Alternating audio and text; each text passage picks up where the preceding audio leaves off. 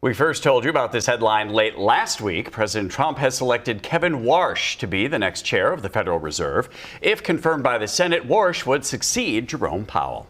But the president's pick is actually raising some eyebrows, so we asked Tyler Schipper to join us today. Thank you for joining us, Tyler. He's an economics professor at the University of St. Thomas. So it's good to see you. Thanks for having me. Yeah, we want to know, who is Kevin Warsh? I mean, were economists in the financial markets, how are they reacting to this news? I think first was a sigh of relief that in terms of qualifications, Kevin Warsh has the qualifications. He's been around banking for a long time. He's previously served on the Federal Reserve on the Board of Governors. And so in terms of qualifications, he's got the qualifications down. There's also a little bit of head scratching though, because if you were to ask people about what he stood for, he was known as an inflation hawk, which means that somebody was that even during the financial crisis, he was more worried about inflation than necessarily growth. He was not the lower the interest rate guy from everything that I've read. Exactly. Which goes against what we're hearing from the president. Yeah, because he's been unhappy with Powell saying he should be lowering it and lowering it. And so you're potentially going to replace Powell with somebody that is even more concerned about inflation. And that's where the intrigue is going to deepen. What's going to happen when he actually becomes chair of the Federal Reserve down the line? And it's really been in the Trump years that we've heard more about the Fed chair in the news way more often. So let's talk a little bit about how much power they actually have, because obviously there's a board situation there. Yes. And I think it's important to understand that the Federal Reserve chair is one member that votes on the FOMC. There are 11 other members, plus there's even a few more that don't vote but get to have a say in the conversation.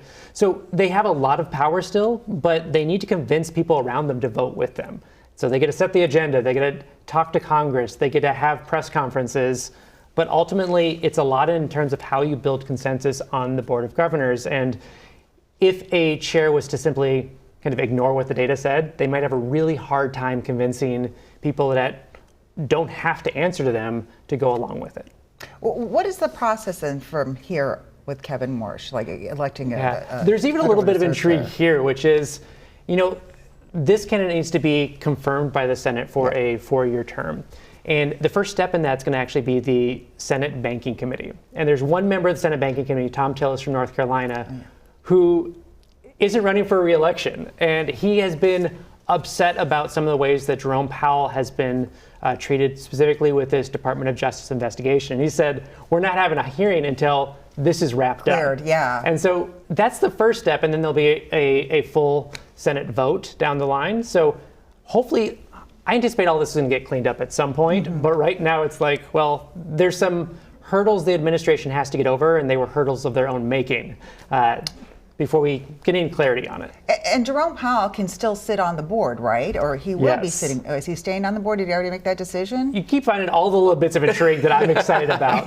Because, so last time that something like this happened, when Jerome Powell was appointed and Janet Yellen was not reappointed, Janet Yellen said, I have time left on the board, but I'm going to step back.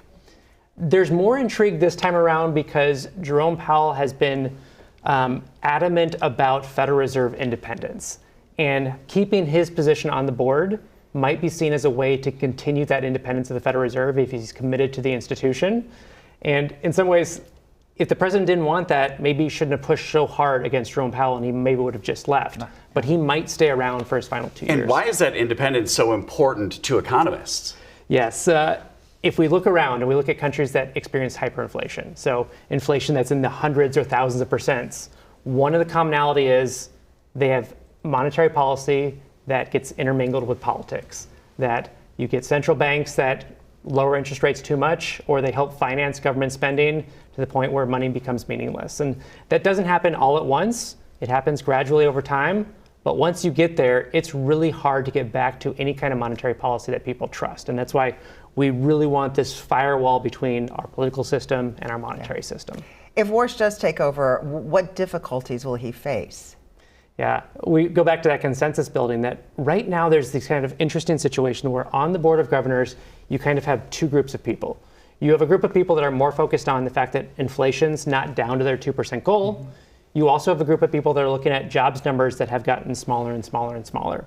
And you're going to have to try and build consensus around those. Where does the Federal Reserve go from here when there's kind of different tugs on their dual mandate. Do they focus on the price part of this equation, or do they focus on a labor market that's slowed down notably in the last 6 months? A lot of things that we're going to want to watch closely as this continues to evolve. Definitely. I'd love to hear that. We're all going to watch Federal Reserve Board meetings from now on. I think it's exciting. We're geeking out like you would. Tune into the press conference. It's going to be fun. Tyler Thank you Schipper, so thank much. you.